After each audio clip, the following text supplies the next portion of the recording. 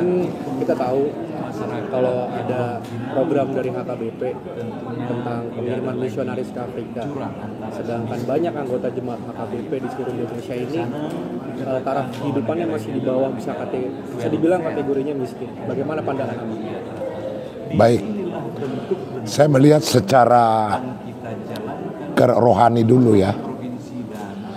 Masyarakat atau rumah tangga HKBP sendiri, saya anggaplah itu masyarakat daripada warga HKBP, banyak miskin. Seperti paparan tadi dari Dr. HP Panggabean, di desa-desa itu banyak orang miskin yang perlu dibantu. Dan banyak juga warga negara secara majemuk ya, banyak orang. Secara HKBP juga banyak. Memang daerah tertentu ada kaya. Nah, terkait sending ke Afrika, menurut saya itu suatu pemborosan. Termasuk pemborosan rohani, pemborosan uang, dan merupakan suatu pencitraan yang tidak perlu. Kalau mau berani ke Palestina aja sekalian. Kenapa? Katanya sebarkanlah Injil ke seluruh dunia. Kenapa nggak pergi ke Palestina? Ya, itu mungkin lebih ideal. Ke Afrika sih nggak ada masalah. Palestina, kalau nggak ke India, pengen tahu saya. Ini banyak masyarakat di desa Tapani Utara, di Sumatera Utara umumnya, banyak yang miskin. Di perantauan tanda kutip masih mampu lah semua, karena banyak lapangan kerja yang dicapai. Tapi di sana nggak ada. Lalu di mana HKBP hadir? Sekarang untuk apa? Jangan plesetkan Alkitab itu, sebarkan Injil ke seluruh dunia. Betul sekali. Tapi bagaimana penyebaran Injil di dalam diri sendiri? Itu tidak kelihatan. Banyak masyarakat yang miskin di daerah. Di daerah HKBP sendiri, kantor pusat Tapani Utara, banyak di sana miskin. Oleh karena itu menurut hemat saya itu tidak benar. Ya, uangnya dari mana? Kumpul daripada donatur kaya-kaya bawa ke sana. Kenapa nggak dari donatur kaya dari HKBP itu dibuat untuk membangun suatu sistem ekonomi kreatif di dalam masyarakat? Dalam bimbingan HKBP, jangan cuma membangun gereja ini, membangun itu fisik, rohani yang perlu dibangun. Bagaimana cara pembangunnya? Datangi penginjilan, tunjukkan, bikin pilot project, suatu satuan kerja dibilangnya dari HKBP, membangun membuat suatu inovasi. Bagaimana peningkatan taraf hidup masyarakat itu, bidang pertanian kah, peternakan lah, dan lain sebagainya. Banyak sumber yang harus didapat, yaitu sumber dari mana teknologi informasi sekarang sangat dekat semuanya, seluruh dunia ini sangat bisa kita kemas di kampung. Seperti itu yang saya lihat. Jadi karena itu pergi ke sana tidak perlu pencitraan, pemborosan. Itu akan saya katakan itu tidak perlu. Kalau mau, saya mau lihat ke Palestina. Ya, martir harus begitu. Kalau bukan martir, ini safety player ini, menurut saya seperti itu. Oke, Abang, apakah dengan adanya izin tambang yang diberikan oleh pemerintah kepada ormas-ormas keagamaan, kalau misalnya HKBP ini bisa memanfaatkan itu, apakah nanti pengembangan HKBP akan semakin besar atau bagaimana menurut Abang? Baik. Terkait dengan izin tambang itu menurut hemat saya di sini ada selusupan. Nah, ini diberikan izin tambang, ya. Lalu bagaimana di dalam nanti? Apakah gereja industri bergerak di industri yang kelihatan, apakah industri rohani? Nah, ini harus kita lihat. Ada memang di dalam HKBP disebut badan usaha milik HKBP, tapi di mana itu sekarang ada?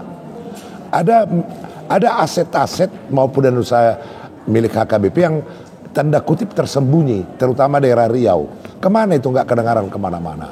Ya, jika itu dibangun sebenarnya secara benar, itu akan bisa menjadi sumber pendapatan HKBP.